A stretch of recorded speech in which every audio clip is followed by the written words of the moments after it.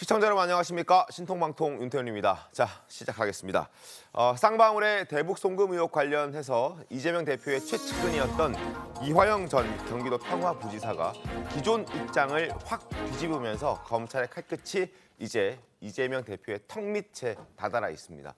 2019년 경기도가 독자적으로 이재명 대표의 방북을 추진한 데는 당시 또 다른 이재명 대표의 최측근 정진상 전 실장의 요청이 있었던 것으로 저희 TV조선 취재 결과 드러났습니다. 지금부터 네 분의 출연자들과 함께 자세하게 이야기해 보겠습니다. 반갑습니다. 안녕하세요. 자, 이른바 이재명 대선 프로젝트 그 일환으로 최측근인 이화영 전 부지사와 정진상 전 실장 방북 추진을 진행했다고 합니다. 영상 보겠습니다. 대장동이라든지 백현동 개발 관련해서 정진상 씨가 계속해서 지사님 밑에 정책실장으로 사인을 했습니다. 이분은 측근이라고 말씀하신 적 있으시죠? 그럼요. 여기서 이재명 도지사의 오른팔이다 라고 볼 수 있겠습니다. 이화영 평화부지사님 나오셨습니다. 정무부지사 역할을 하는데 경제부지사로 짓기도 하고 일반적으로 정무부지사라고 하기도 하고 저희도는 이제 평화부지사 이렇게 이름을 지었죠. 자, 관련해서 중앙일보 보겠습니다. 신문 보시죠. 이화영, 정진상, 이재명 방북 서둘러 달라라고 말을 했다. 검찰의 이화영 전 평화부지사가 진술을 했습니다.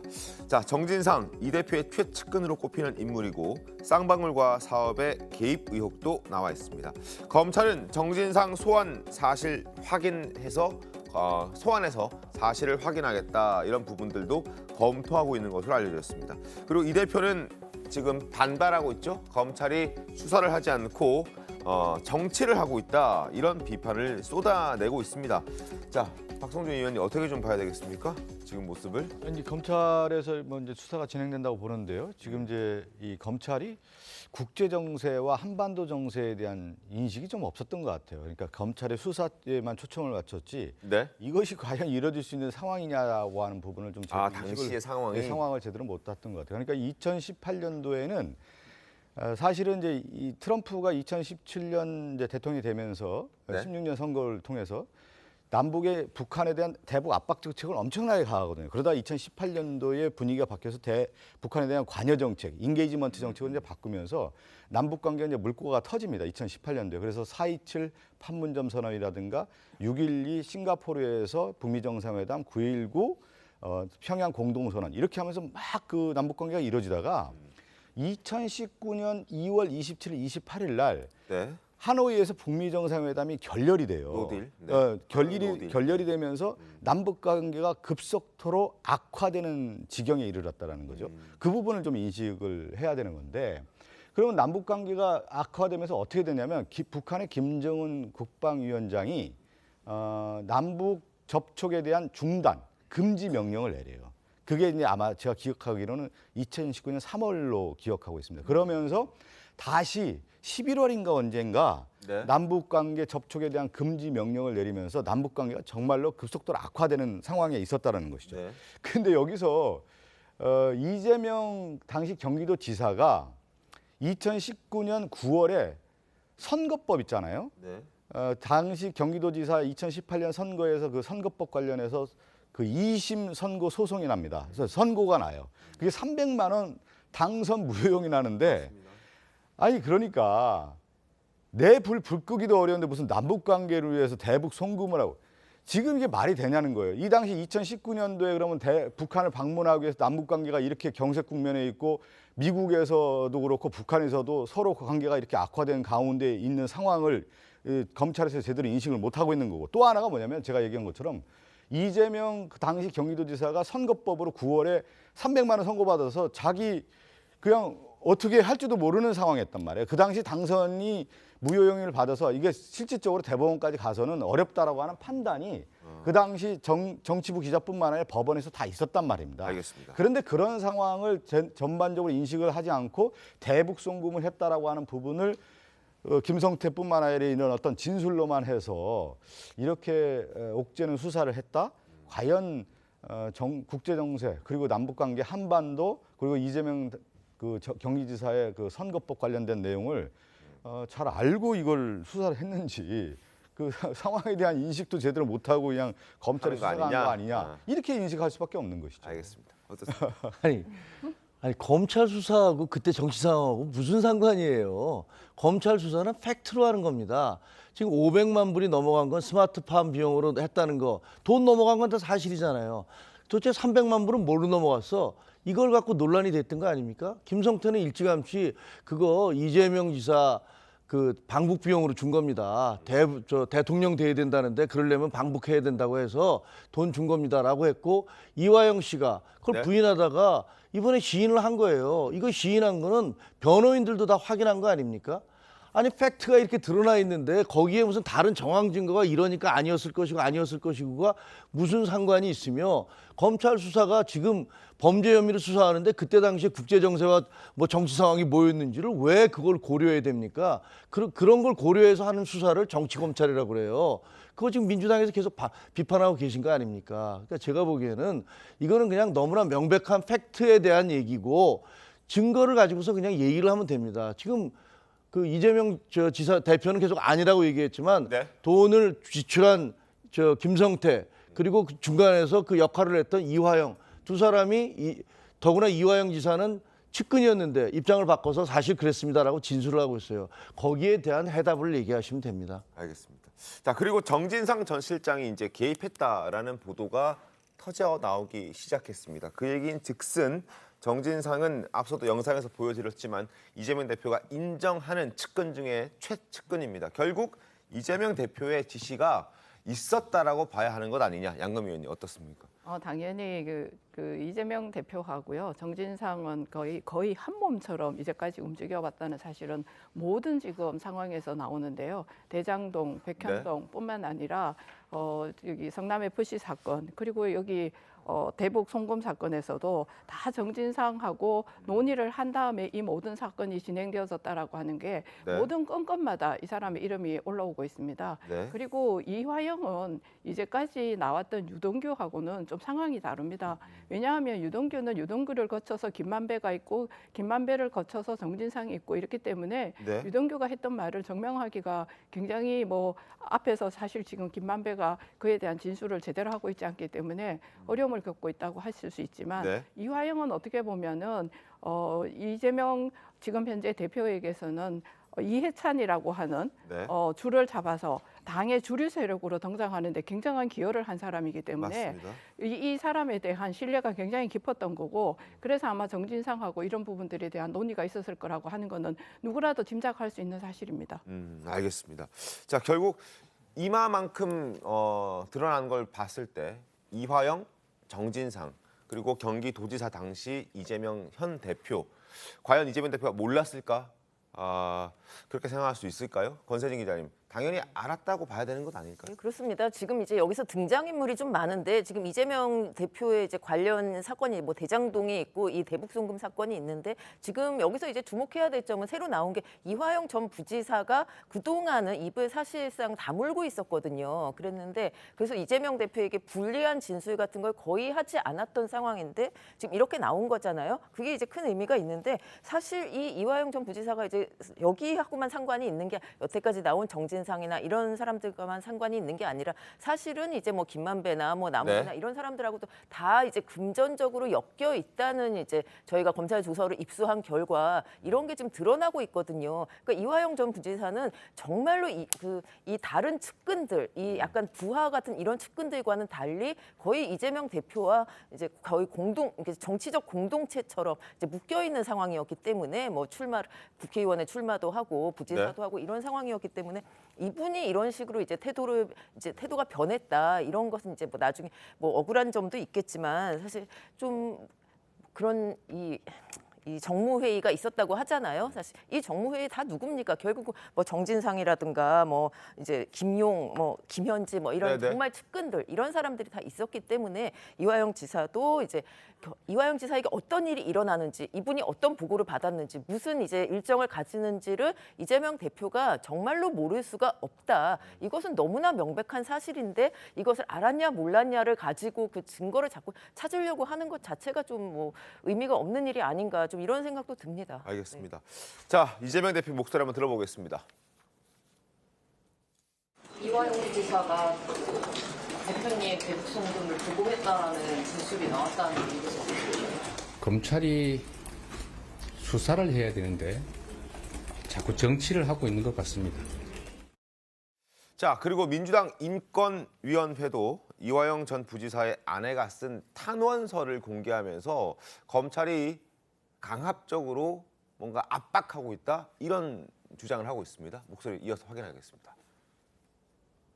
이 부지사에게도 허위 진술을 회유, 압박하고 있다는 내용이 바로 그 충격 그 자체라고 할 것입니다. 신체적 고문보다 극심한 심리적 압박은 군사독재 시대의 전기 고문만큼 무섭다고 호소하고 있습니다. 이화영 전 부지사의 치아가 이미 3개나 빠졌답니다. 검찰은 대통령 정적 제거를 위한 친위대 역할에만 몰두해 반인권적이고 불법적인 조작 수사를 서슴없이 자행해 오고 있는 것입니다. 자, 탄원서 내용을 조금 보여드리겠습니다. 화면 함께 보시죠. 이화영 전 부지사의 아내가 쓴 탄원서 내용 중 일부입니다. A4 용지 2장 분량이라고 하는데, 남편이 검찰로부터 전기 고문만큼 무서운 심리적 압박을 받고 있다. 10개월가량 독방에 갇혀 있다. 그리고 추가 조사 협박받고 있다. 아무도 못 도와주게 철저하게 고립시키고 있다. 이런 내용들이 나와 있습니다. 어떻게 봐야 될까요, 김종인 의원님? 주장 자체가 그냥 하나부터 끝까지 다 어불성설이죠. 왜냐하면 자, 제가 하나하나 말씀을 드리겠습니다. 네. 이재명 대표가 검찰이 정치를 하고 있다 이렇게 얘기를 하시는데, 왜 검찰이 정치를 하고 있다고 얘기하죠? 비난을 하려면 이화영 지사에 대해서 얘기를 해야죠.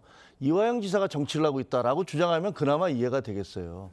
왜 너 진술을 바꿔? 네. 라면 모르겠는데 검찰이 정치를 하고 있다? 아니 그러면 법원에서 네. 지난번에 법정에서 그 고 김문기 씨의 아들이 우리 아버지가 이재명 성남시장 당시에 아버지와 이재명 지사가 대표가 통화를 계속했습니다. 네, 네. 라고 얘기했습니다. 그러면 그 고 김문기 씨의 아드님은 거기서 정치하고 있는 겁니까? 아니 본인이 이게 사실입니다라고 얘기하고 있는 것을 정치라고 얘기를 하고 그 발언이 자기한테 불리한 발언이 이루어진 법정이나 혹은 그 불리한 진술이 이루어진 검찰 수사를 정치라고 얘기를 한다면 그건 어불성설이죠. 첫 번째. 네. 두 번째, 지금 탄원서 얘기가 나왔지 않습니까? 탄원서를 왜 민주당이 제출을 합니까? 탄원서는 법원에다 내는 거예요. 검찰에다 낼 수도 있죠. 그래서 이러이러한 부분이 억울합니다라고 얘기할 수 있는데 민주당에다 내서 민주당에서 저런 탄원서를 읽고 앉았습니다. 저게 탄원서입니까? 정치문서입니까? 말이 안 되는 짓을 하고 있는 거고요. 네. 세 번째, 그 탄원서 내용을 보세요. 아니 무슨 전기고문이라는 단어를 써가면서 마치 무슨 이게 군사정권 시절에 뭐 이루어지는 것처럼 그렇게 무리하게 연결을 시켜서 사람들에게 협박을 받고 있다 이런 식으로 얘기를 합니다. 그런데 제가 듣기에는 그 네. 가족들이 50번 이상 면회를 했고 네. 변호인들도 다 계속 면회를 하고 맞습니다. 있다고 그러는데 뭐가 그 이화영 지사가 저렇게 큰 거물, 저렇게 정치적 그 사건이 된 사람에 대해서 검찰이 저기다가 협박하고 뭐 회유를 해서 고문과 가까운 일을 해서 증거를 받아냈다. 가만히 계시겠습니까, 그분이? 그러니까 이게 말이 안 되는 주장들을 지금 하고 계시는 거예요. 심플하게 볼 필요가 있죠. 이화영 전 부지사의 부인이 저렇게 이제 탄원서를 썼다라는 건 뭐냐면, 이화영 전 부지사가 한 10개월 동안 이렇게 구금된 상황에서 검찰 조사가 압박 수사를 했다는 거 아니겠습니까? 회유 압박을 했고 심리적인 압박을 그동안 가해왔는데, 이걸 떠나서 제가 듣기로는 이화영 전 지사뿐만 아니라 이 가족들, 부인, 뭐 아들까지 다 조사를 했다라고 하는 얘기가 있는데, 주변을 탈탈 털었다는 거 아니겠습니까? 그러면서 상당히 압박 수사가 이어졌다라는 것은 엄연한 사실인 것 같고요. 네. 그리고 그 과정에 부인이 봤을 때 이것은 검찰의 수사가 무리한 수사고 진술을 이끌어내기 위한 압박 수사라고 하는 부분에 대해서 이화영 전 지사 부인이 진솔하게 탄원서로서 얘기한다라는 것은 그대로 받아들여야 되는 거 아니겠습니까? 검찰의 무리한 수사가 이어졌다라는 것은 부인의 입에서 얘기가 나온 거기 때문에 그건 분명히 이제 받아들이면 되는 거고요. 네. 그리고 지금 보면 이제 검찰의 수사가 증거보다는 이 진술에 의존하고 있다는 게 가장 큰 문제인 것 같아요. 그러니까 누군가의 압박을 해서 이 진술이 나오도록 그 사람뿐만 아니라 그 주변에 있는 가족들, 그 지인들을 모든 사람들 다 조사해서 이 진술을 끌어내기 위한 과정들로 이 검찰의 수사가 이어지고 있다는 것을 누구 입을 통해서 볼 수 있냐면 이화영 전 지사의 부인을 통해서 이미 이 드러나는 거 아니겠습니까? 예. 그렇게 지금 보면 되는 거죠. 예를 들어서 제가 이제 법조 기자를 해봤는데 제가 검사입니다. 검사여서 그 피의자한테 얘기를 하면서 자, 거짓말하지 마시고 진실을 말하세요. 만약에 이게 다 밝혀지면 그 다음에 더 큰 처벌을 받습니다. 이건 회유입니까? 이건 압박입니까? 아니 검찰은 당연히 그렇게 얘기할 수 있죠. 당신 거짓말하지 마세요. 지금 다른 사람들이 이렇게 얘기하고 있는데 거기에 대해서 거짓말하시면 나중에 더 큰 위증죄 처벌을 받습니다. 이렇게 얘기하는 것을 압박이라고 그러면 이런 압박을 안 하고서 어떻게 수사를 합니까? 그거 하나고 또 하나는 자, 진술에만 의존하고 있다. 네. 뇌물 사건의 거의 대부분은 현금이 오갑니다. 거기서 무슨 증거가 있을 수 있겠어요. 그러니까 대부분 그때 정황 그리고 그때 돈을 줬다는 사람이 이 사람이 왜 거짓말을 할 이유가 없으면 근데 받았다는 사람은 다 안 받았다고 얘기할 거 아닙니까?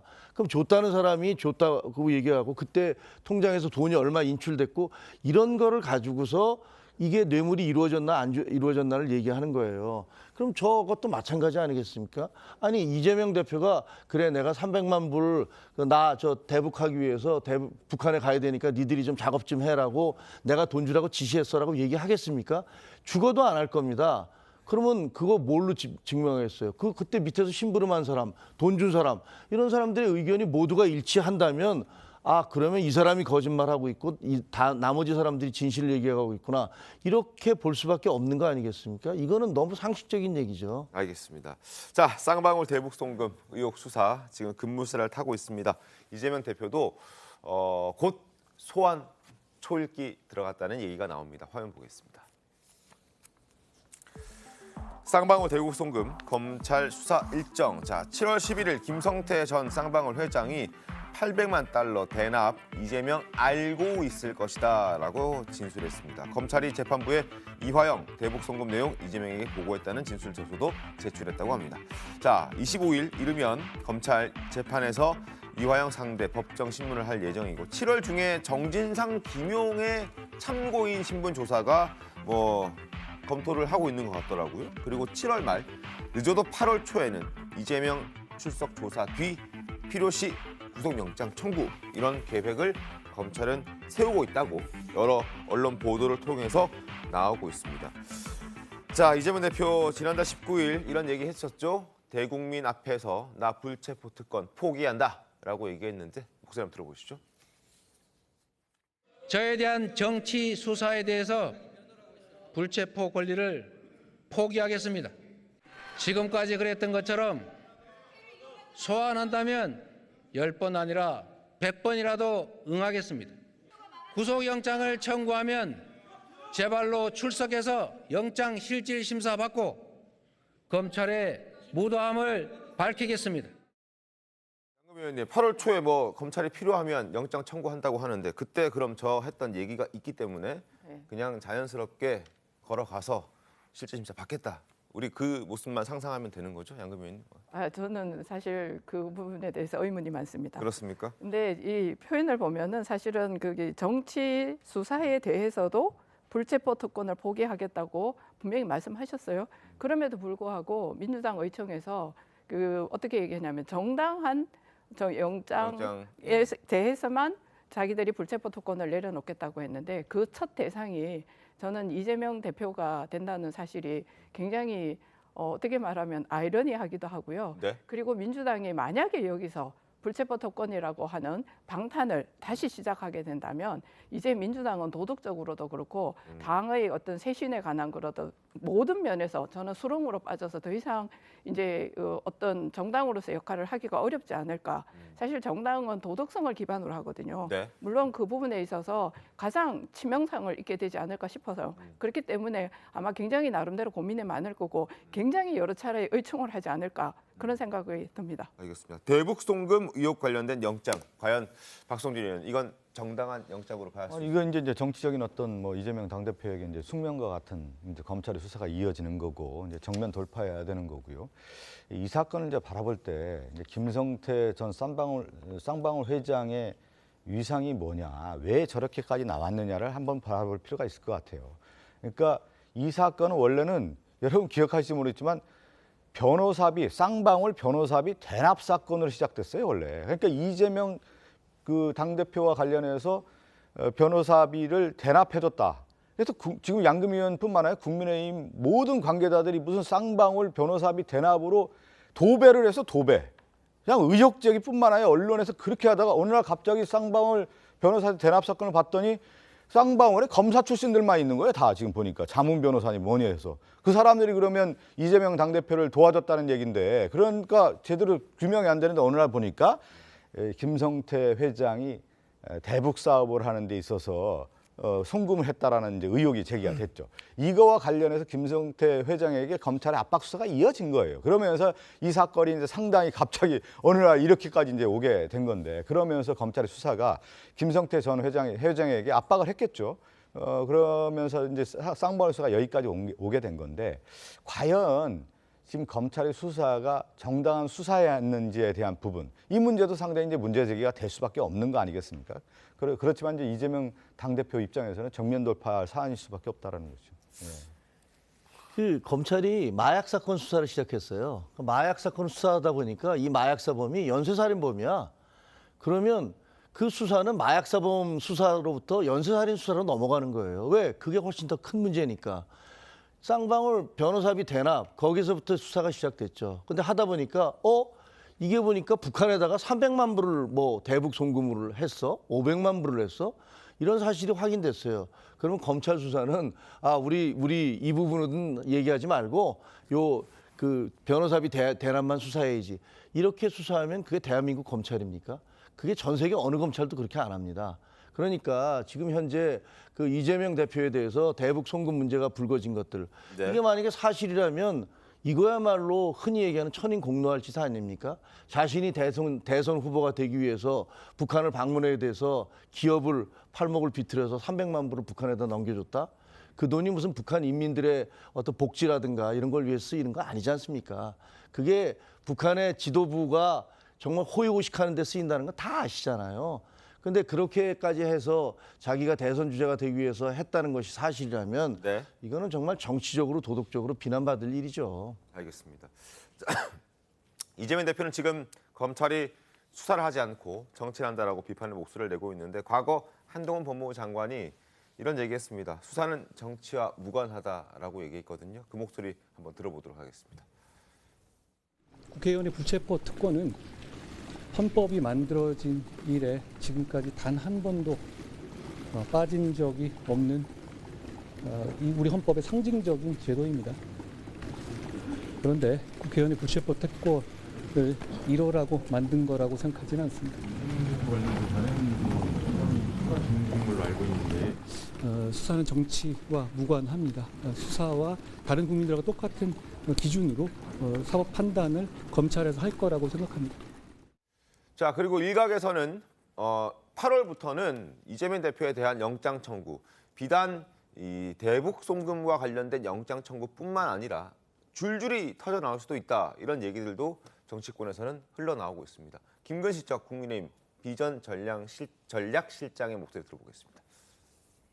그것도 지금 나오고. 이화영 부지사가 길목을 딱 틀어지고 자기가 막고 있었는데 네. 이화영 부지사가 이제 심경의 변화를 가져와서 다 사실대로 진술하고 있다는 거 아니겠습니까? 예. 이재명 대표는 자기를 지켜줄 지금 방패막이가 없어진 거죠. 8월 달에 이재명 대표에 대한 체포동의안 날아갈 수 있습니다.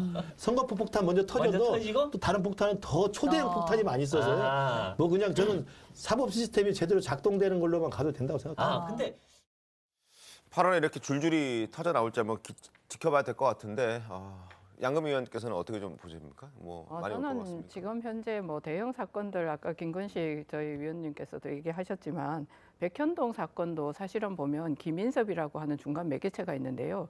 이 사람과 관련되어져서 여기와 인발부에서 돈을 주고받았던 기업의 대표가 뭐라고 했냐면 김인섭에게 돈을 200억을 주기로 했는데 네. 그 반은 2명에게 다른 2명에게 줄 것이라고 얘기했다고 했는데 그 2명은 특정하지 않았다. 그렇게는 얘기가 됐는데 이걸 조금 더 들여다보면 어떤 문제가 있냐면 김인섭 씨가 만약에 본인이 돈을 받았는데 그 지금 2명에게 돈을 주지 않고 본인이 다 가졌다고 하면 사기죄까지 포함이 됩니다. 네, 그렇죠. 그냥 사기죄는 보통의 다른 범죄와 달리 아마 형량이 더 높은 걸로 제가 알고 있거든요. 그래서 이 김인섭이라는 사람도 이제 막다른 골목에 온 거예요. 이제까지 유동규도 마찬가지고 저기 이 김인섭이라는 사람도 마찬가지고 이화영 부지사도 마찬가지고 모두가 이 이재명과 관련되어져 있는 모든 범죄를 본인들이 다 끌어안고 가기에는 너무 많은 부담을 안게 되는 거예요. 그러다 보니까 입을 열 수밖에 없는 네. 입장이 되는 거고 그러다 보니까 이 부분에 관해서도 아마 특히 저기 김인섭의 장모 상에 우리 저기 이재명 대표가 와가지고 저기 R&D 센터와 그리고 주거 시설을 짓는 거에 대한 퍼센트지가 50대 50이었는데 네. 50대 50으로 하게 되면 사실은 수익이 많이 나지 않으니까 이 부분에 대한 거를 좀 고려를 해달라고 했을 때 그 자리에서 4대 6으로 바꿔줍니다. 네. 그러니까 그 사실을 이재명 그때 전 지사가 그 자리에서 그걸 결정을 했다는 사실 자체도 이미 지금 언론에서 나오고 있지 않습니까? 네. 이 모든 걸로 봤어도 모든 게 다 배임 혐의가 적용되는 부분들이 있기 때문에 이제 더 이상 이재명 지금 대표는 도망갈 구석이 없다는 거죠. 앞으로 점점 더 많은 사실들이 진실이 공개될 거라고 저는 보고 있습니다. 뭐 김건식 교수가 무슨 뭐 방패막 얘기하고 무슨 사법 시스템 제대로 작동되면 다 뭐 어떻게 된다 이렇게 얘기하는데 지금 국민들이 바라볼 때 이 검찰의 수사가 공정하다고 보는 사람들이 몇 분이나 있겠습니까? 솔직히 지금 서울 양평고속도로 관련된 부분이라든가 김건희 여사의 주가 조작 관련된 부분이라든가 지금 요즘에 드러나는 검찰의 특활비 관련해서 증빙 자료 다 없앴다라는 거나 이런 것들 지금 보면 감사원이라든가 검찰에서 왜 수사 안 합니까? 내용을 봤을 때 지금 우리나라의 공정한 수사가 제대로 진행되지 않고 있다는 거고 지금 윤석열 정부의 방패막은 누굽니까? 검찰이 지금 방패막 하고 있는 거 아니겠습니까?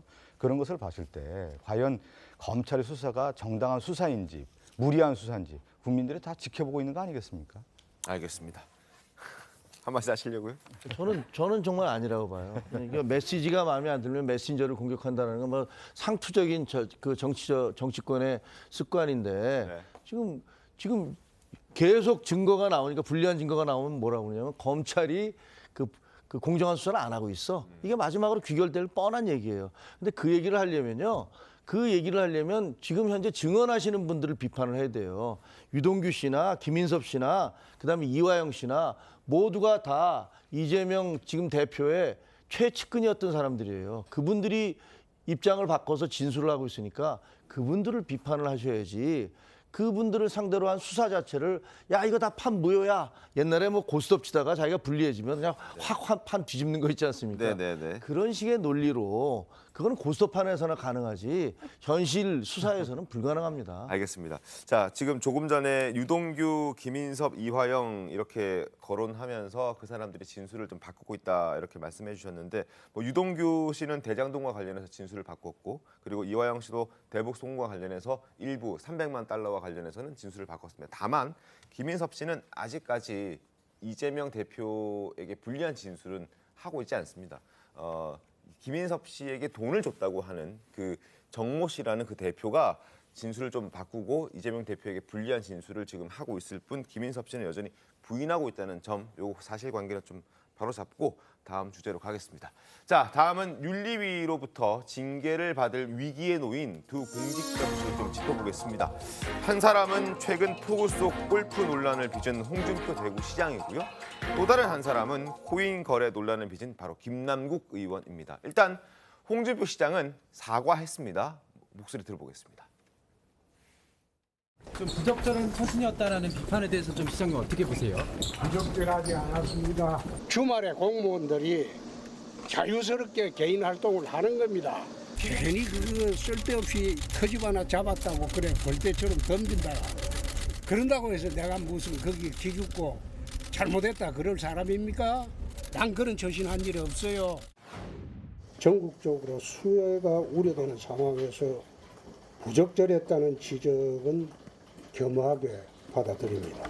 당시 상황을 설명하는 과정에서 국민 정서를 충분히 고려하지 못한 점도 송구스럽게 생각합니다. 심려를 끼쳐 드린 점에 대해서 다시 한번 사과 말씀 드립니다. 자, 신문도 이어서 보겠습니다. 사과를 했는데 어떤 배경이 있었는지 한번 보시죠. 자, 수해 중에 골프 논란 나흘 만에 국민 정서 고려 못했다 사과했습니다. 홍준표 시장 재난 대응 매뉴얼 위배는 안 했지만 어쨌든 국민 정서법에 위배됐다. 인정한다. 사과한다. 이렇게 사과했습니다. 뭐 당에서는 윤리위를 열어서 징계 여부를 논의하겠다는 입장은 바뀌지 않은 것 같은데 김종혁 의원님 이렇게까지 계속 유지가 될 것 같습니까? 그럼 징계를 내리는 건가요? 징계를? 그거는 뭐 윤리위원회에서가 결정을 하는 거니까요. 저희 윤리위원회가 지난번에 누구였죠? 우리 이준석 대표와 네. 관련해서 당원권 제가 비대위원으로 정지. 보니까 네. 연락이 안 돼요.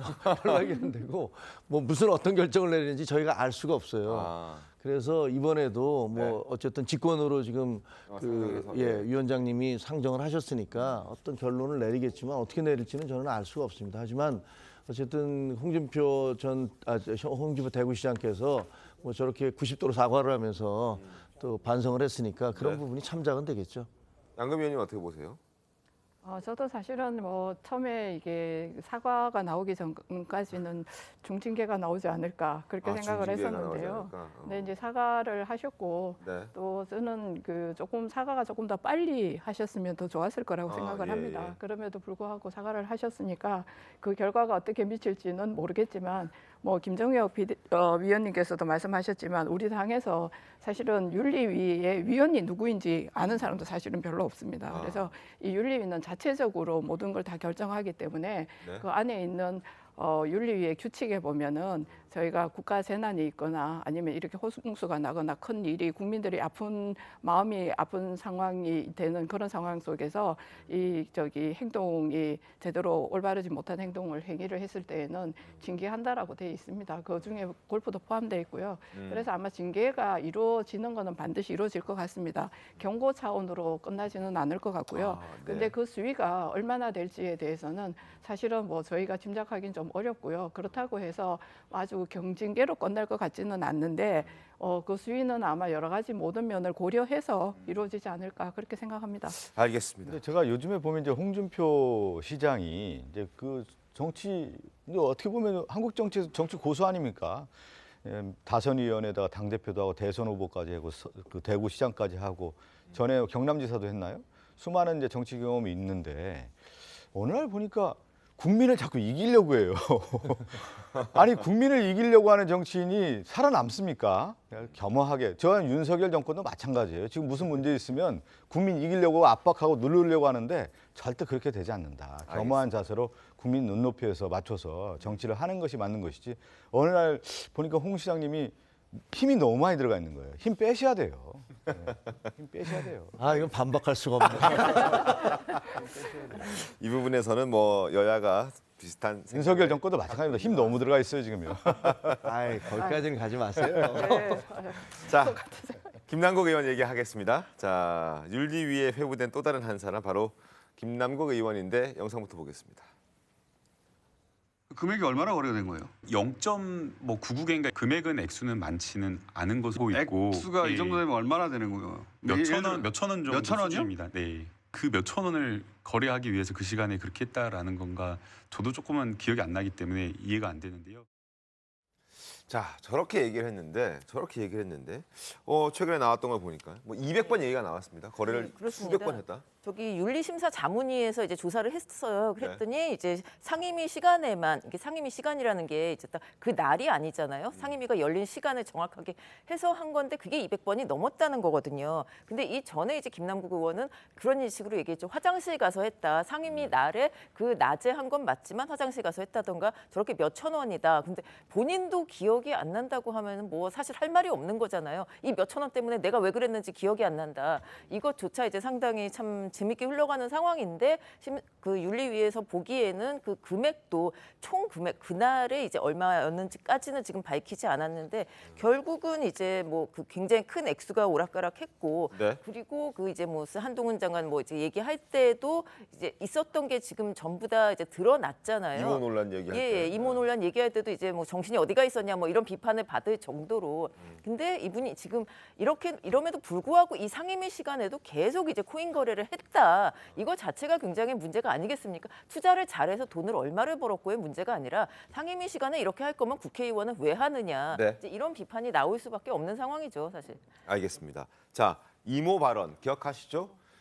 이모가 논문을 써줬다. 그래서 한동훈 장관이 고개를 갸우뚱했던 그때 모습. 그때도 김남국 의원은 최소 30여 건의 거래를 하고 있었던 것으로 추정되고 있습니다. 그걸 거래를 하다가 보좌관들이 준 그 이모 씨에 대한 스크린을 못한 것 같더라고요. 영상 보겠습니다. 이 논문을 일저자로 썼습니다. 이모하고 같이. 누구와 같이 썼다고요? 이모하고요. 이모. 제 딸이요? 그렇습니다. 정말 뭐 2시간 자고 열심히 준비했다라고 했는데 그날 뭐 마음이 아플 정도로 마음이 급하기도 하고 뭐가 이렇게 잘못 보였나 실수를 해서 국민 여러분께 너무나 송구한 마음이고요. 직업이 뭐냐 하면 국회의원이라고 그러는데 직만 붙들고 있지 업을 없이 여겨요. 그 이모 발언한 거 있잖아요.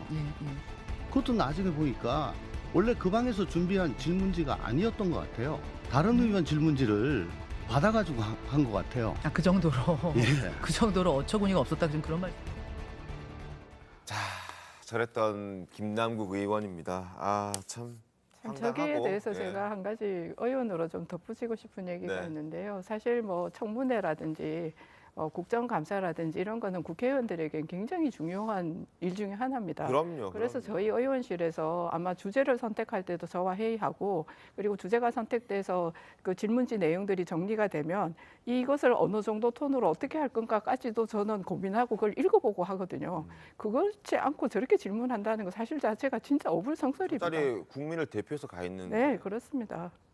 박성준님 어떻습니까? 아니, 저건 잘못됐고 뭐 김남국 의원이 이제 사과했으니까요. 했고 또 그 당시에 이제 코인 거래 정황도 좀 드러나는 건데 그건 다만 있거든요. 그러니까 상임위 시간이라고 했을 경우에는 우리가 얘기하는 이제 그 상임위 안에 장에 들어가는 회의장과 대기하는 시간이 있는데 아마 이제 대기하는 시간에 저렇게 거래했다는 거 아니겠어요? 상임위원장은 상임위원장 안에서 그 거래를 할 수는 없는 거거든요. 수많은 사람들이 다 지켜보고 있는데 그 당시에는 할 수가 없는 건데 그렇다 하더라도 상임위를 준비하기 위해서 그 대기 시간에서는 자기 활동을 하고 또 공부하고 그래야 되는데 그렇지 않다는 거에 대해서 지금 여론의 질타뿐만 아니라 그것으로 또 윤리의 제소를 받았으니까 지금 결과를 기다리고 있는 거 아닌가요? 결과 근데 왜 이렇게 안 나옵니까? 그러니까 제가 말씀드린 것처럼 윤리위에 제소가 됐는데 그러니까 법적인 부분이 있지 않습니까? 우리 예를 들어서 그 돈을 유용을 했다든가 아니면 불법적인 정보를 받았다든가 이런 내용이 아니라 지금 얘기한 것처럼 그 내용은 검찰이 조사를 하고 있는 거 아니에요. 법적인 부분에 대해서. 또 정치적인 부분에 대해서는 수많은 질타를 받아서 이 상태로 김남국 의원이 내년에 총선에 출마할 수 있겠습니까? 그 부분에 대해서는 정책 책임을 묻는 거고 남아있다고 하면 지금 얘기한 것처럼 상임위 안에서 활동을 그 코인 거래를 했다라고 하면 그 윤리적인 부분에 대해서 윤리가 이제 판단하는 것이죠.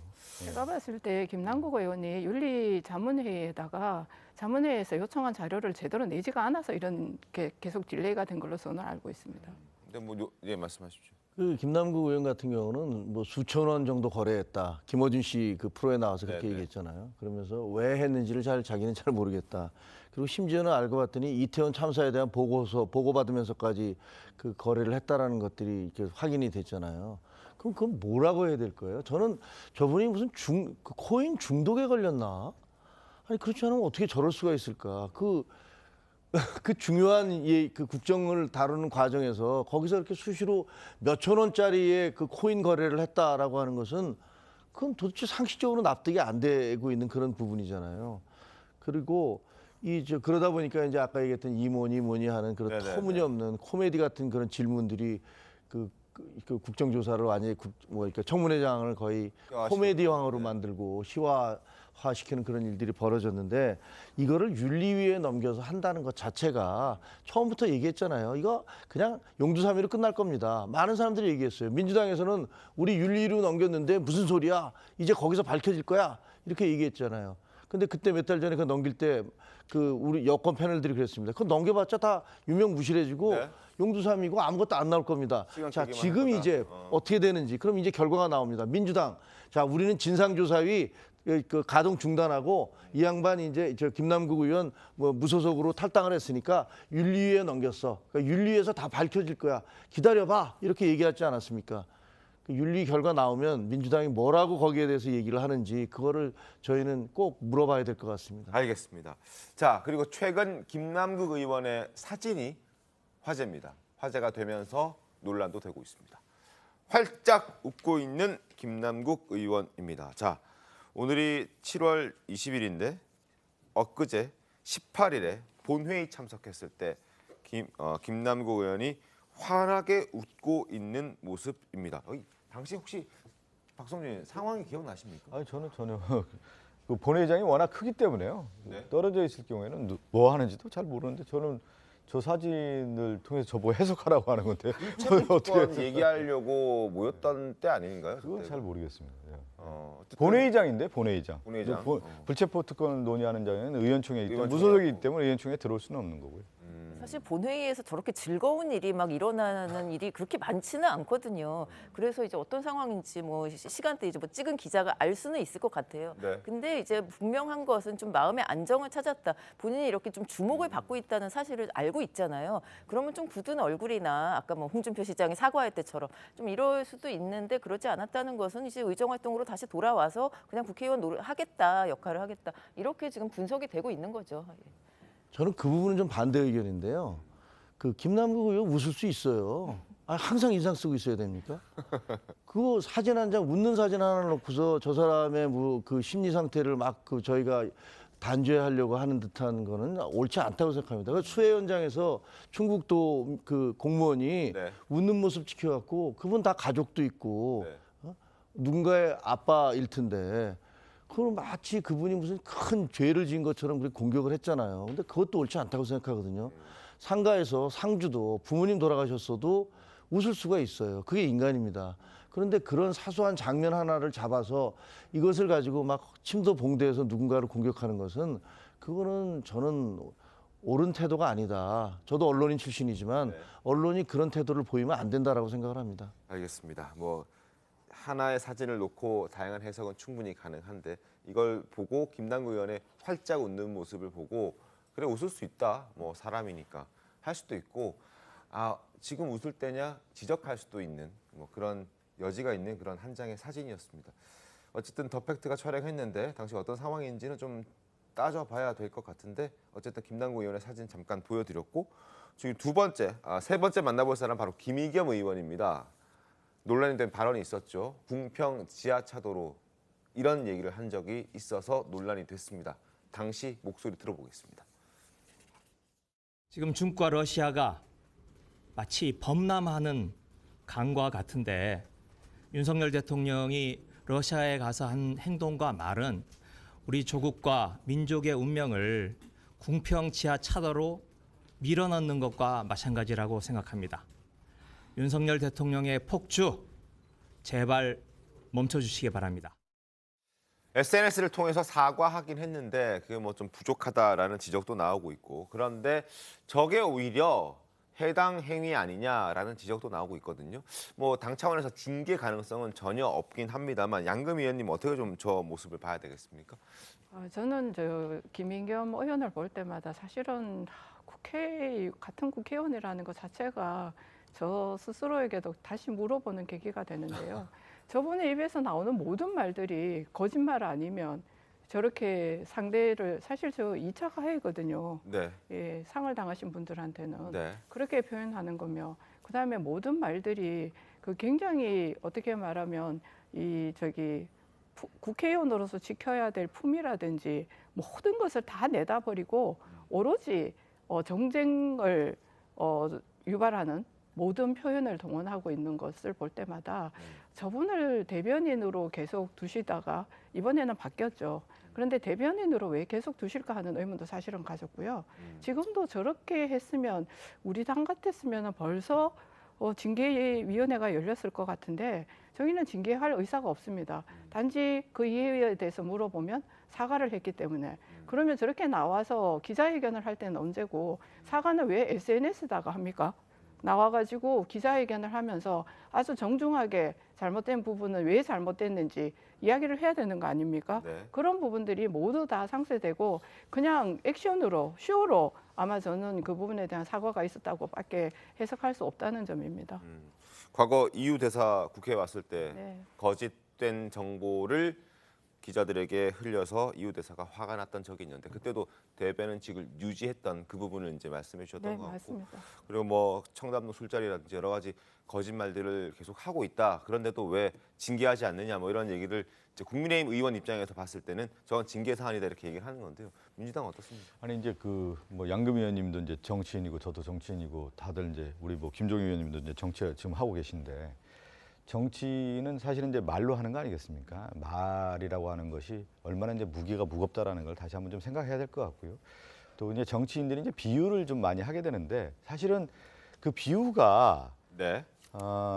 적절한 이제 선을 타야 되는 건데 그렇지 못한 경우는 사실은 국민들 입장에서 봤을 때 저게 어떻게 된 건지 하는 오해의 여지도 상당히 많습니다. 그러니까 뭐 정치인이라고 하는 것이 늘 시험대에 있는 것이죠. 한마디 한마디가. 저도 방송하면서도 이 말이 정말 적절한지 네. 어떻게 되는 것인지 늘 걱정하면서 합니다. 저도. 특히 저는 대변인을 하기 때문에 더욱더 그렇고요. 정치하는 분들은 그 자신의 말의 무게가 국민에게 얼마나 영향을 미치는 건지 늘 생각하고 얘기해야 되는 것이죠. 네. 그럼에도 불구하고 민주당에서는 징계할 아니 징계 사안은 아니죠. 저 뭐 예를 들어 지금 자꾸 저 이상민 의원하고 김의겸 의원하고 비교해서 하는 건데 분당 가능성에 대한 부분을 얘기하는 거와 또 네. 지금 윤석열 정권의 이제 폭주에 대한 얘기를 하면서 비유를 잘못한 것이죠. 거기에 대한 어떤 사과를 또 했기 때문에 그렇게 좀 보면 될 것 같습니다. 알겠습니다. 자, 집중호우. 지금 요즘은 날씨가 그렇게 썩 나쁘진 않지만 주말에 비가 많이 왔었고 그리고 이번 주말에도 비가 많이 올 걸로 예상이 되고 있습니다. 그래서 지금부터 수해 관련 소식을 좀 살펴보겠습니다. 영상 좀 보겠습니다.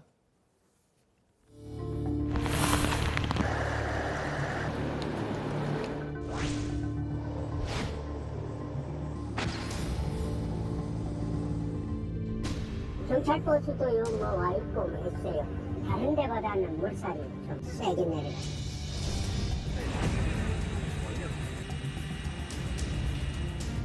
지금 이렇게 비싼가요? 비싸요, 지금.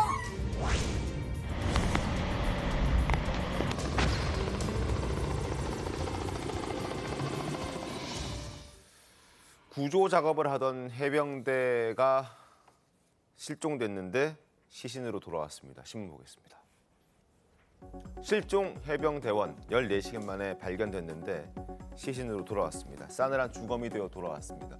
부모가 어떻게 구명조끼도 없이 일을 시키느냐라고 너무나 슬퍼하고 있습니다. 예천 내성천에서 인간띠 만들어 수색하다가 물속 집안이 꺼지면서 급류에 휩쓸려서 결국 사망에 이르게 됐는데 아무런 구호 장비 없이 투입됐다가 사고를 당했다. 지금 여론이 들끓고 있습니다. 양금 의원님 어떻게 좀 봐야 되겠습니까? 저도 너무 이제 아들을 둔 엄마 입장에서요. 네. 저 어머니가 어떤 마음일까, 부모가 어떤 마음일까 생각하니까 너무 가슴이 아픈데요. 사실 저기에 제 인터뷰를 봤는데 저기 주민이 어떤 말씀을 하셨냐면 내성천은 바닥이 모래로 돼 있대요. 그래서 모래요? 예, 네. 모래가 주로 돼 있는 상황이기 때문에 저기 굉장히 급류에 위험하다라고 생각을 하면서 저걸 지켜봤다고 하더라고요.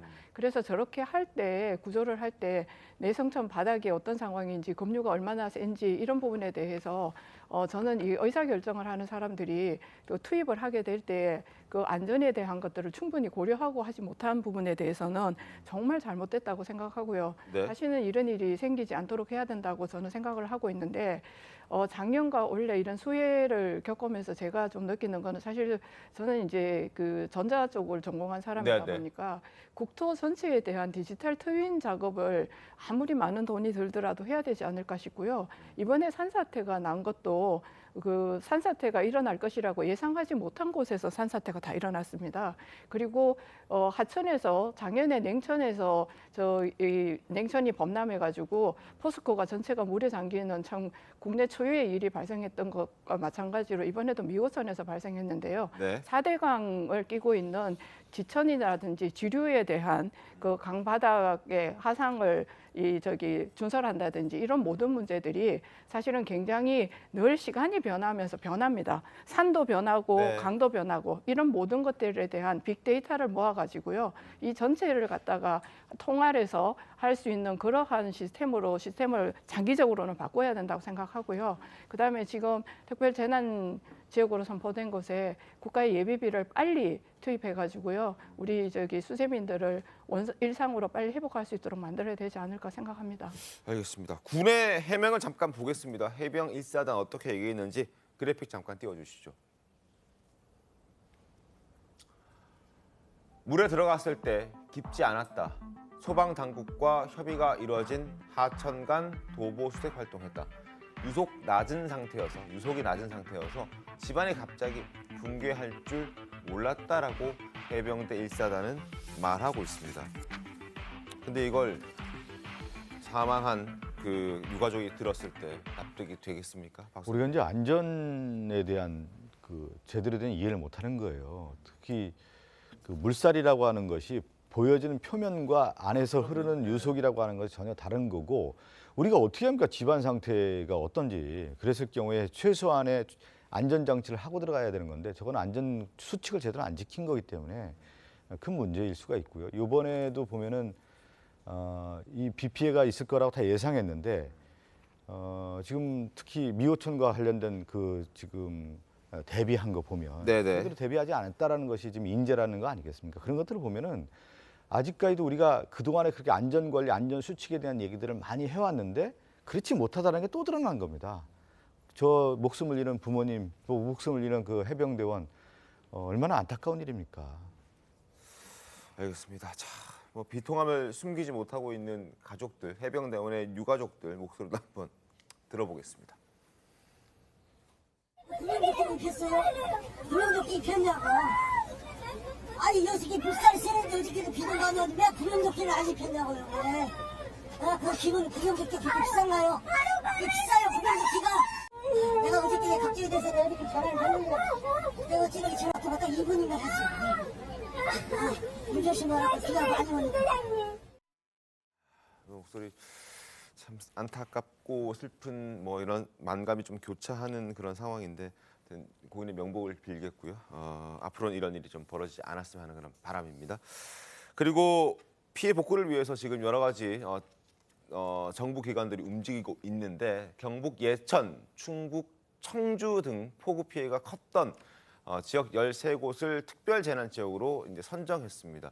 윤 대통령 귀국 이틀 만에 빠르게 결정을 한 건데요. 세종시 그리고 충남 논산, 공주, 청양, 부여군, 전북의 익산, 김제, 죽산면 그리고 충북의 괴산군, 청주시 그리고 경북의 영주, 문경, 예천, 봉화 이렇게 13곳이 지금 특별 재난 지역으로 선정이 됐습니다. 이게 김종인 위원님 굉장히 빠르게 선정됐다라고 하던데요. 언론 보니까.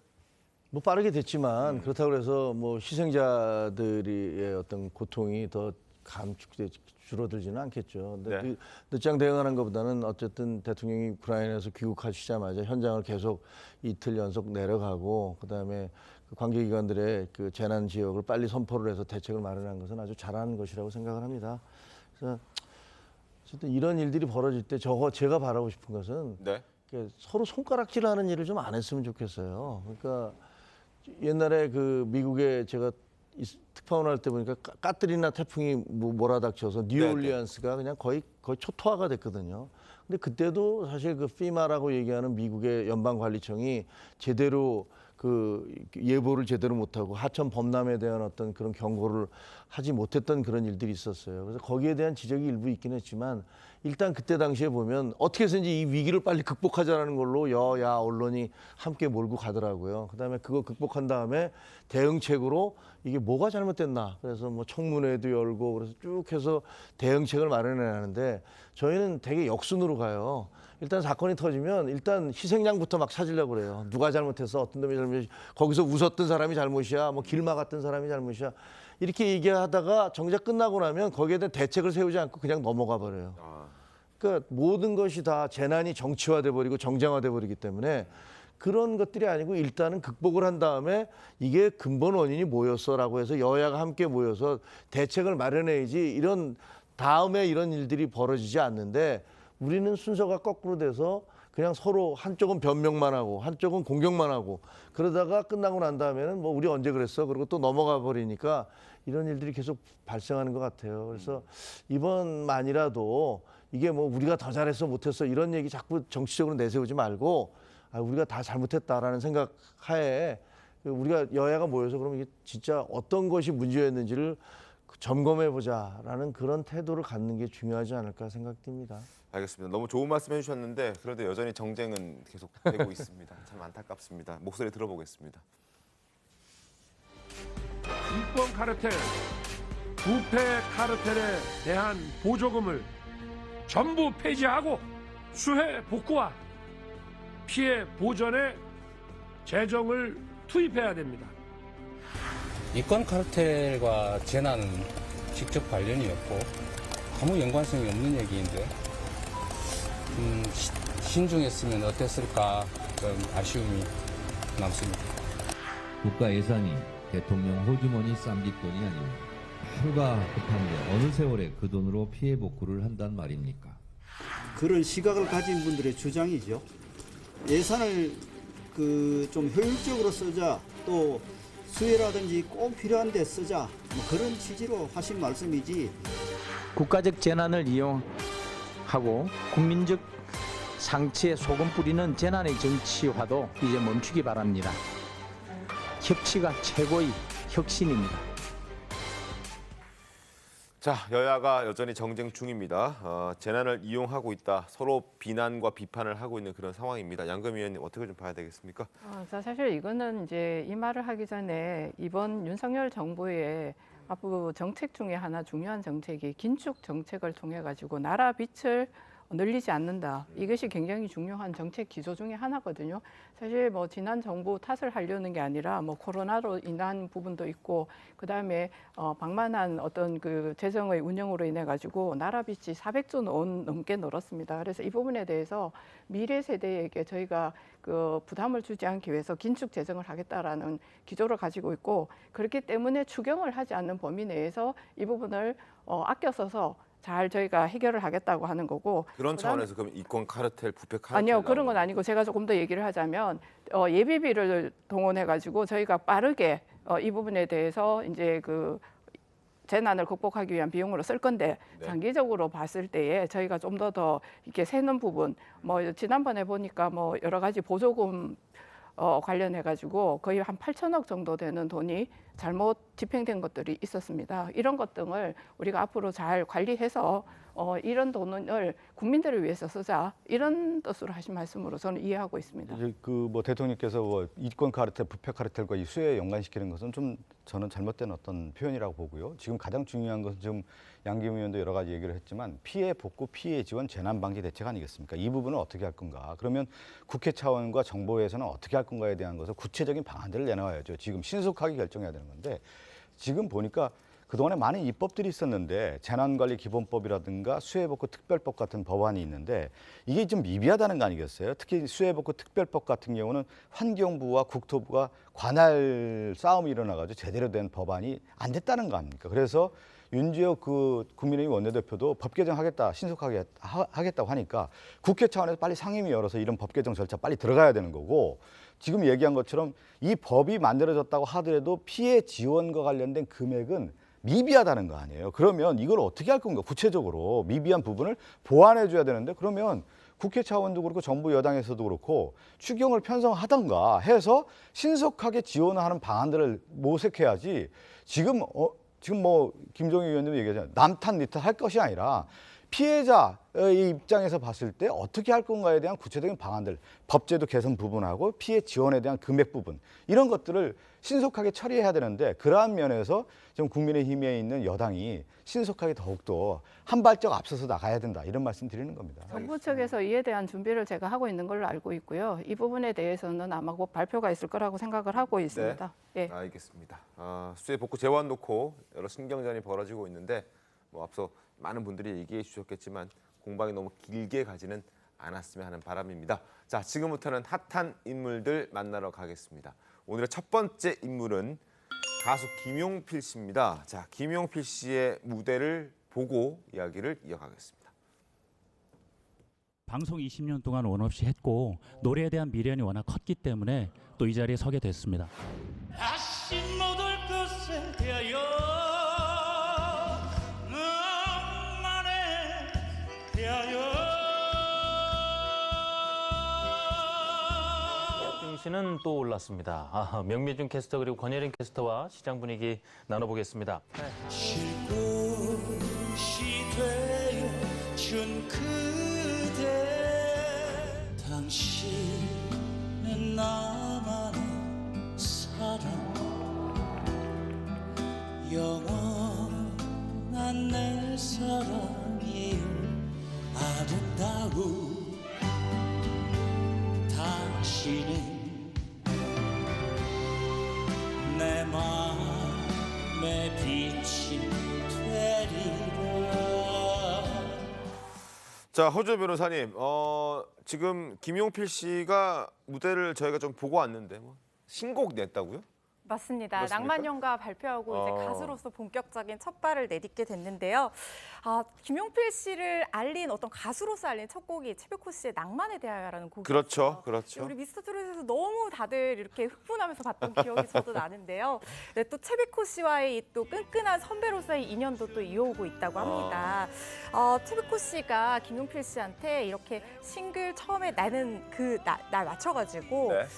굉장히 이 길이 힘든 길이다. 그런데 큰 고비가 오면은 네. 한 번은 자기한테 찾아와라. 이렇게 손을 내밀어 줬다는 거예요. 그래서 김용필 씨가 참 이렇게 50년 차, 데뷔 50년 차 맞는 대선배가 자기한테 손을 내밀어 줬다는 사실에 대해서 너무 선배로서의 품격이 느껴진다. 이렇게 얘기를 하고요. 또 두 사람이 이렇게 좋은 선후배 사이로 이어가면서 저번에 우리가 미스터트롯에서 봤던 이 두 사람의 듀엣 공연 너무나 호평을 받았었잖아요. 네네. 그런 무대 또 한 번 볼 수 있기를 기대하겠습니다. 알겠습니다. 지금 듀엣 무대 말씀해 주셨는데 저희가 또 영상을 준비했습니다. 당시에 미스터트롯 시즌2 무대에서 최백호 씨와 김용필 씨가 합동 무대 가졌던 모습 다시 한번 감상해 보겠습니다. 준비 내리는 날 그야말로 옛날식 다방에 앉아 도라지 위스키 한 잔에다 짙은 색스폰 소리를 들어보렴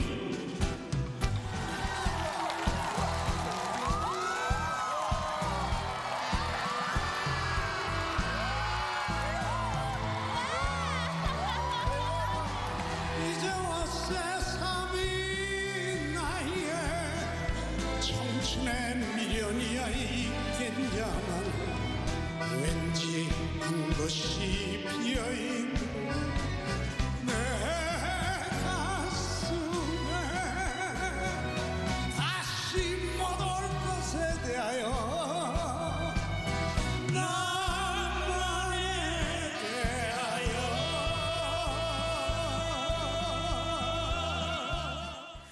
자, 감상을 하고 왔는데 김용필 씨 아쉽게 그 7인에 들어가진 못했습니다. 뭔가 실수를 하면서 좀 삐끗했는데 그럼에도 불구하고 많은 여성 팬들을 보유한 가수로 거듭났습니다. 권세진 기자님은 어떤 이유로 어떤 매력이 느껴지시나요? 사실 다들 보시면 아시겠지만 좀 신뢰도 가는 외모에 좀 펀치라고 사람이 이제 좀 잘생겼다? 의상이나 예 그렇게 볼 수 있겠죠. 이제 뭐 사실 뭐 연령대가 되게 낮은 것도 아니고 네. 뭐 미스터트롯에는 굉장히 캐릭터를 가진 분들도 많고 전직에 이제 뭐 이런 직업을 가진 분들도 많은데 이분이 이제 뭐 아나운서 출신이기도 하고 신뢰가는 외모 뭐 이런 것들도 물론 있어요. 그리고 또 울림이 있는 목소리 이런 게 상당히 이제 사람들을 좀 마음을 이제 건드리는 그런 여러 가지 이제 장점이 굉장히 많았던 분인데 어떻게 좀 진짜 말씀대로 7위 안에는 못 들었지만 네. 그래도 굉장한 스타성을 가진 분이지 않습니까? 그리고 여태까지 미스터 트롯에 나오셨던 분들이 다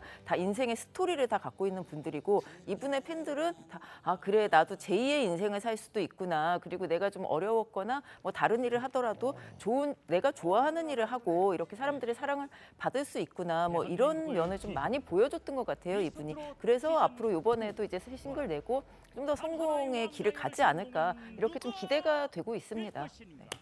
허지연 변호사님은 매력 포인트가 어디 있다고 보세요?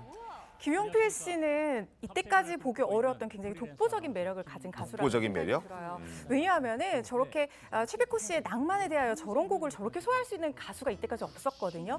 그런데 그 매력이 약간 멋지게 정자세로 서 있는 저 수트핏, 이 의상을 잘 소화하는 어떤 능력부터 이 목소리가 굉장히 사람의 귀에 착착 감기는 잡아채는 그런 매력이 있는 것 같습니다. 잡아채는 매력. 그러면서도 품격을 유지하면서 노래를 부르는 그래서 팬들의 마음에 울리는 그리고 예전 기억을 떠올리게 하는 향수를 느끼게 하는 이 톤 이런 것들도 매력 포인트인 것 같습니다. 완벽하네요 그러면. 제가 좋아하는. 허지연 변호사님 말씀대로라면 알겠습니다. 자, 김용필 씨 이제 싱글 앨범 발표했다는 소식도 저희가 전해드렸는데 앞으로 멋진 활약을 좀 기대해 보겠습니다. 자, 두 번째 인물 만나러 가볼까요? 두 번째 인물은 축구 선수 김민재 씨입니다. 자, 김민재 선수가 정말 세계적인 명문 구단 독일의 바이에른 뮌헨으로 이적했다는 소식이 전해졌습니다. 돈도 엄청 많이 받고 갔습니다. 목소리 들어보겠습니다. 항상 모든 축구 선수들이 꿈꾸는 클럽이라 선택한 것 같습니다.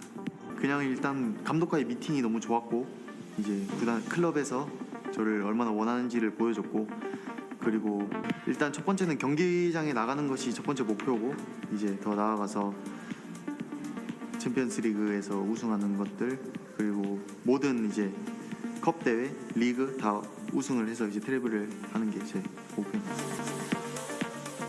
자, 독일 무대로 이제 이적했습니다. 뮌헨과 5년 계약했는데 계약금이나 이적료 이런 것들이 엄청나다고 합니다. 얼마 받았습니까? 허지연 변호사님? 하나로 715억 원의 이적료예요. 연봉은 무려 170억이라고 합니다. 그야말로 억소리가 나는 이 5천만 유로의 남자가 된 건데요. 사실 김민재 선수가 중국에서 이 튀르키예로 이적했을 때가 불과 2021년 2년 전이었어요. 네. 그때만 하더라도 이적료가 200만 유로였는데 2년 만에 이렇게 폭풍 성장을 한 거거든요. 25배 늘었네요. 200만 그렇죠. 유로에서 5천만 유로면. 계산이 상당히 빠르신데요. 그런데 이 김민재 고맙습니다. 선수가 통영 출신인데 가정 형편이 어려워서 축구와도 물려신을 정도였다고 하고요. U17 대표단에 합류하던 그날 새벽에요. 아버지가 횟집을 운영하시는데 물차를 타고 7시간 동안 운전해서 들여보내줬대요. 그런 어려운 시절이 있었기 때문에 오늘의 이 성공이 더 값지게 느껴지고 더 놀라운 것 같습니다. 그러니까요. 이적료 5천만 유로, 715억 그리고 등번호는 기존의 3번을 그대로 유지하고요. 5년 계약했다고 합니다. 연봉도 1,200만 유로, 170억이나 되는데 부럽습니다. 자, 어쨌든 뮌헨 구단도 엄청난 공을 들였다면서요. 뭐 돈만 봐도 공을 들인 거 확실해 보이네요. 이 정도 선수면 사실 굉장히 많은 스타 구단에서 뭐 러브콜을 받지 않았겠습니까? 실제로 뭐 맨유, 뭐 잉글랜드의 맨유나 맨시티도 그렇고 파리 생제르맹 이런 팀들도 전부 다 이제 이 선수를 좀 데려오려고 했다고 해요. 네. 근데 굳이 바이에른 뮌헨으로 간 이유가 이제 있다는 거죠. 원래 우리나라에서 이제 분데스리가의 인기는 뭐 차범근 선수 이후로 굉장히 높기도 한데 특히 바이에른 뮌헨은 지금 이제 우승을 할 수 있는 굉장히 이제 탑 클래스의 분데스리가에서도 그런 팀이고요. 그러니까 본인이 우승을 할 수 있는 팀을 좀 선호했다고 합니다. 근데 그것뿐만이 아니라 이 바이에른 뮌헨이 이제 이 선수가 이제 김민재 선수가 군대를 간 건 아니고 이제 훈련소에 갔다 왔잖아요. 네. 갔다 오고 퇴소하는 날에 맞춰서 이제 바이에른 뮌헨의 이제 의무팀을 보내서 보통 이제 선수가 이적을 하려면 이제 뭐 신체나 뭐 이런 거를 메디컬 하겠죠. 체크죠. 의무팀이 네. 메디컬 체크 하는데 보통 이제 계약 기간이나 계약 전에 이제 한번 이제 크게 하는 경우가 대부분인데 군대 뭐 퇴소를 하자마자 훈련소 퇴소하자마자 뭐 그 팀이 이제 뭐 세계 최고의 팀이겠죠. 의무팀이 거기서 와서 이제 했고 이런 이제 정성을 보였기 때문에 물론 돈도 돈이고 뭐 팀의 위상도 있지만 이런 정성을 보이는 팀에 우리나라 사람들이 좀 약하기도 하고요. 그리고 뭐 최고의 이적료를 받았는데 이 정도면 정말 최고 중에 최고 수준의 대우를 받고 이적을 했다고 볼 수 있겠죠. 알겠습니다. 자, 김민재 독일 그리고 이강인 이제 PSG 갔죠. 파리 생제르맹 그리고 손흥민 이제 프리미어리그. 정말 한국 축구를 좋아하는 분들이라면 새벽에 잠을 못 자고 축구를 봐야 할 것 같은 정말 축구 전성시대가 된 것 같은 그런 느낌이 듭니다. 하여튼 기대를 해보겠습니다. 멋진 활약, 좋은 다치지 않고 안 다치는 게 제일 중요하죠. 다치지 않고 좋은 활약 보여주길 바라겠습니다. 마지막 인물 만나러 가겠습니다. 세 번째 마지막 인물은 바로 월북한 킹 이병이라는 미군 소식입니다. 자, 이 사람이 JSA 판문점 공동경비구역을 통해서 월북해버렸습니다. 근데 너무나 궁금한 것들이 많은데 왜 월북했다고 알려진 게 있습니까? 아직까지 지금 알려진 것까지는 없는 것 같아요. 그런데 월북 경위가 상당히 이해하기 어려운 그런 상황에서 네네네. 월북을 했던 걸로 지금 보이는데요. 판문점 견학을 하면 단체로 가가지고 견학을 하게 되는데 근데 이제 외국인 관광객들도 있고 우리나라 사람들도 있었겠죠. 그런데 다 같이 얘기하는 게 너무 갑작스럽게 이 미군 병사가 하하하 하고 웃으면서 건물 사이로 북한을 향해서 전속력으로 내달려서 월북을 했다는 겁니다. 네. 그래서 이게 너무나 갑작스럽고 아무도 이 사람이 예측할 수 없는 상황에서 이런 돌발적인 행동을 했기 때문에 사람들이 그 순간 무슨 일이 벌어졌는지 인식 자체를 못하는 상황이었던 것 같아요. 그래서 그냥 저 사람이 좀 이상한가? 저 사람 장난치나? 이 정도로만 생각하는 사이에서 순식간에 군사분계선을 넘어가서 월북을 했고 네. 북한 병사들이 붙잡았다는 거예요, 바로. 근데 우리나라 이 군인들도 움찔하기는 했는데 미처 이 사람을 붙잡거나 뭐 막거나 할 만한 여유는 되지 않았던 것으로 보입니다. 자, 여러 가지 의문점이 남습니다. 그래픽 잠깐 보겠습니다. 화면 잠깐 띄워주시죠. 자, 공항에서 지금 이 화면 말고 다른 거, 다음 거 그래픽 보여주십시오. 자, 이 사람이 지금 킹 이병이라는 이 미군이 우리나라에서 사고를 쳐서 구금을 당했다는 겁니다. 구금을 당하고 이제 본국으로 돌아가서 징계를 받을 위기에 처해 있었다. 그래서 인천공항까지는 갔는데 여기에서 탑승 직전 도망쳤다는 겁니다.